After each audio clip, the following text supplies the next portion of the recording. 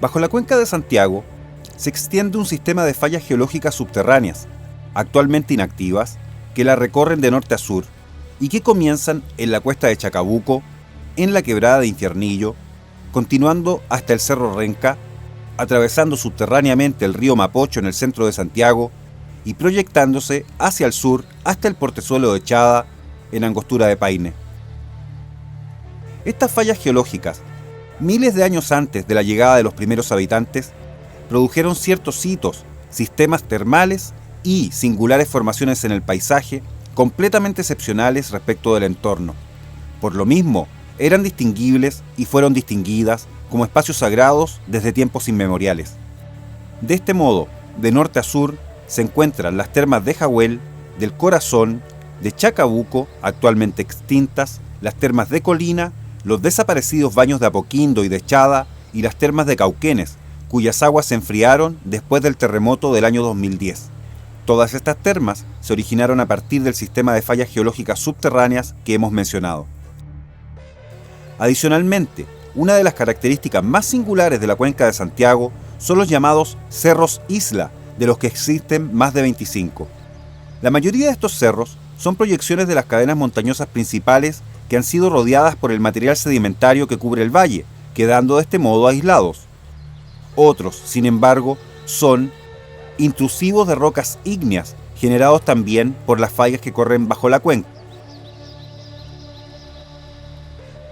Este es específicamente el caso del Cerro Santa Lucía, cuyas rocas, en forma de cristales hexagonales en la cumbre, son basaltos columnares volcánicos, ya que el cerro en realidad se trata del cono erosionado de una estructura volcánica extinta hace unos 21 millones de años.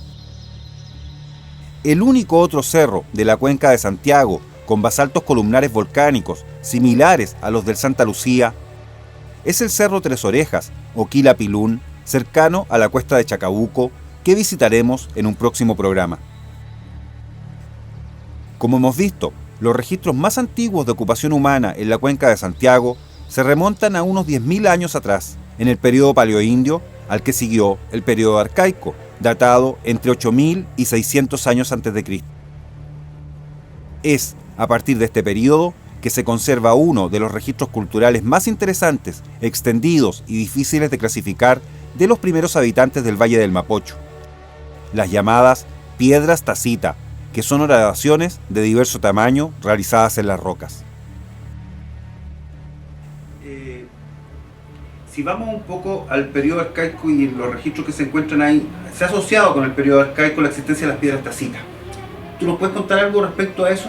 Sí, ya por ejemplo el Cerro Blanco. Cerro Blanco. Ya hay un colega que falleció, que es el Claudio Mazzone, que hizo su tesis, digamos, sobre el Cerro Blanco.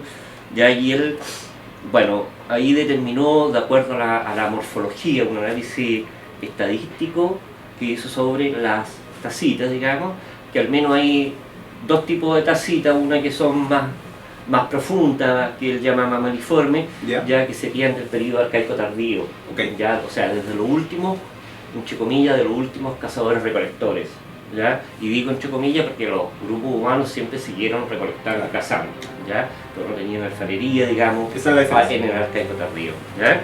Y después hay unas tacitas que son cupuliformes, que le llaman, que son mucho menos profundas, ¿ya? Y que serían del periodo alfarero temprano. Correcto. No hay entonces... Y eso, perdón, está ¿sí? asociado a puntas triangulares, ya sin pedúnculo, y llega el periodo arcaico y aparecen, digamos, puntas que son también triangulares, pero con pedúnculo, con aleta o con escotadura. Entonces hay cambios morfológicos no cambios morfológicos, cambios ¿de estilo? O sea, son cambios morfológicos que reflejan cambios de estilos. ¿Ya? Las piedras tacitas del Cerro Blanco son uno de los registros de ocupación de Santiago más antiguos existentes. Permanecieron enterradas y fueron olvidadas desde la época de la fundación hasta que aproximadamente en 1956 fueron redescubiertas casualmente por el antropólogo Ruperto Vargas Díaz y su hermano, el director académico de nuestro programa, el doctor Jorge Vargas Díaz. Como veremos, a partir del propio centro de Santiago, literalmente, Son cientos los sitios y localidades donde se encuentran piedras tacitas, particularmente en la zona central de nuestro país. Lamentablemente, muchas de ellas han sido dañadas o destruidas por quienes aún no comprenden su enorme valor histórico y cultural. Estudios recientes han sostenido que ciertas piedras tacitas pueden haber representado constelaciones y se las ha asociado con entierros. También se ha determinado su uso para realizar ofrendas de sangre de guanacos y, posiblemente, de sangre humana. Sin embargo, las piedras tacitas se utilizaban principalmente para moler las vainas y semillas del algarrobo, de alto contenido proteico y de azúcares, con las que se producía una chicha de algarrobo llamada pulcu en mapudungu y quilapana en kunza, así como también aguardiente, harina para la producción del llamado pan de paita, dulces e incluso mazamorra de algarrobo.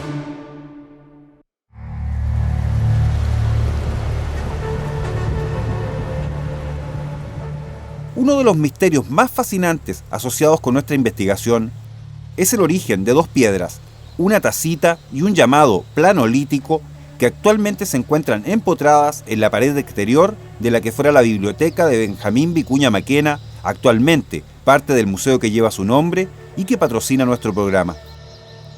Todos los indicios señalan que, al parecer, ambas piedras fueron extraídas por orden de Vicuña Maquena durante los trabajos que dirigió en el Cerro Santa Lucía, en 1872, y que lo convirtieron en el paseo que conocemos hoy. Posiblemente, las piedras se encontraban enterradas hasta ese momento.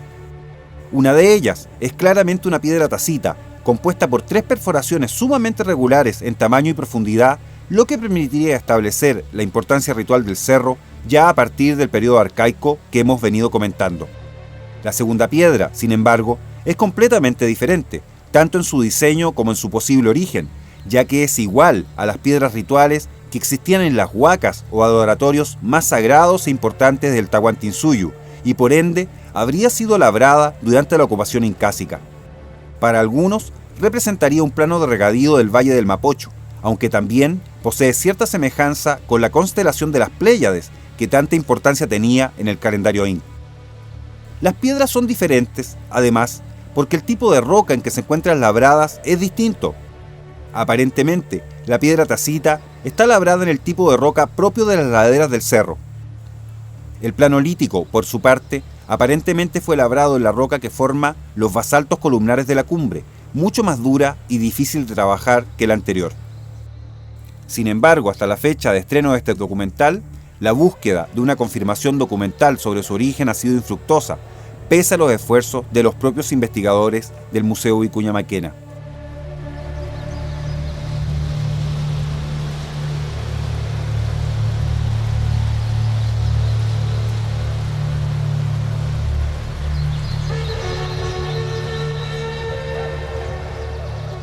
Estoy con María José Lira, quien es directora del Museo Nacional Benjamín Vicuña Maquena e historiadora, y que ha tenido la disposición de poder patrocinar nuestro programa. Así que muchísimas gracias, María José, por el patrocinio como primera cosa.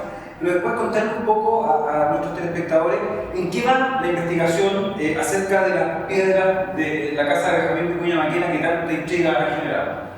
Bueno, la verdad es que no hemos podido hacer mucho, ya que hay bastantes otros temas en los cuales estamos trabajando, pero tenemos como documento importante el estudio de un libro que publicó el Museo de Arte Precolombino, Santiago de Tercer Milenio de Historia se llama, correcto, donde se nombra estas piedras y qué habrían significado en parte de su historia, y además en un libro que pertenece al archivo del museo, el día que se inauguró, entre los discursos de estas personas se nombra la piedra del sacrificio, que sería la que está en la pared de la biblioteca histórica. En base a eso queremos poder encauzar una investigación. Bueno, yo espero que se haga y que podamos poner en algún momento en el programa que efectivamente estas piedras se extrajeron del Cerro Santa Lucía, porque también está la posibilidad, ¿cierto?, de que hayan salido de la laguna del Cañado, donde fue Vicuña Maquena. Sí, pero ahí la verdad es que no tenemos ninguna fuente y yo no me atrevería a decir de dónde salió, aunque lo más probable, lo que se cree es que era de Santa Lucía. Habría que también hacer algún estudio geológico, me imagino. Bueno, vamos a tratar de hacerlo, así que agradecerte mucho el poder contar con el museo para dar a conocer el programa y también para conocer este misterio que son las piedras del sacrificio, que si no nos encuentra un poco tétrico, ¿verdad? Sí. Pero estas piedras que son tan importantes para el patrimonio del país. Muchísimas No, gracias a ti. Gracias.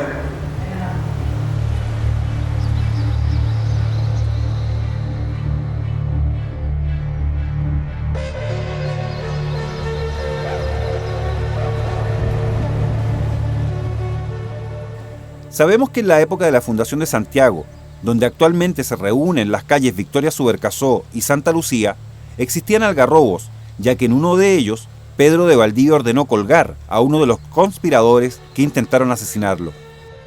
Posteriormente, en ese mismo lugar, se construyó la ermita del Santa Lucía, que fue destruida por una de las muchas crecidas del río Mapocho. Los antecedentes expuestos nos permiten proponer una hipótesis sobre la posible ubicación original de las rocas. La piedra tacita se habría encontrado en el área de la actual fuente de Neptuno y Anfiteatro, donde existieron los algarrobos que hemos mencionado, mientras el plano lítico incásico habría estado cerca de la cumbre del cerro, posiblemente donde hoy se encuentra la estatua del propio Pedro de Valdivia. A fines del siglo pasado, durante las obras de construcción de la línea 5 del metro, se realizaron profundas excavaciones en el área de la Plaza de Armas, obteniéndose importantes registros arqueológicos del área fundacional de la ciudad que hasta ese momento habían permanecido enterrados hasta más de 4 metros de profundidad. En la calle Catedral, entre el Correo y la Municipalidad de Santiago, se encontraron restos de viviendas y fogones que fueron datados en el período alfarero temprano, entre el año 500 a.C. y el 650 después de Cristo. Particularmente importante fue la excavación de un pozo de sondaje en la esquina nororiente de la Plaza de Armas, en la intersección de las calles 21 de Mayo con Monjitas. Allí se encontraron los restos de la sepultura de un niño menor de 3 años, acompañados de restos de cerámica y otras ofrendas, siendo datado en algún momento entre el año 300 a.C. y el 900 después de Cristo. Estas evidencias, sumadas a otros restos arqueológicos en pleno centro de Santiago, permiten afirmar que el área de la actual Plaza de Armas ha tenido ocupación continua y uso ceremonial como cementerio o espacio sagrado, al menos durante los últimos 2000 años, remontándose al período alfarero temprano, al que antecedió el período arcaico, donde, como hemos visto, pudo haber sido elaborada la piedra tacita del Cerro Santa Lucía.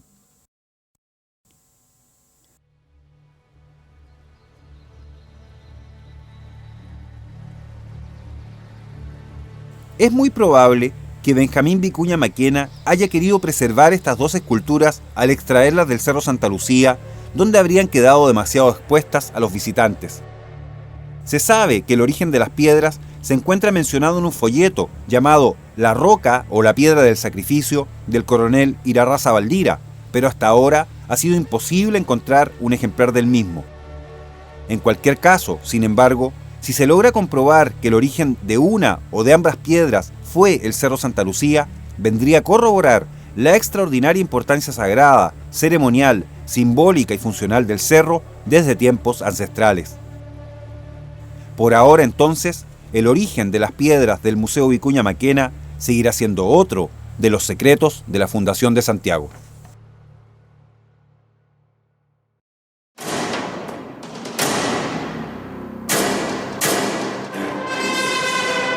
BioBio Chile Televisión está presentando Rutas de nuestra geografía sagrada.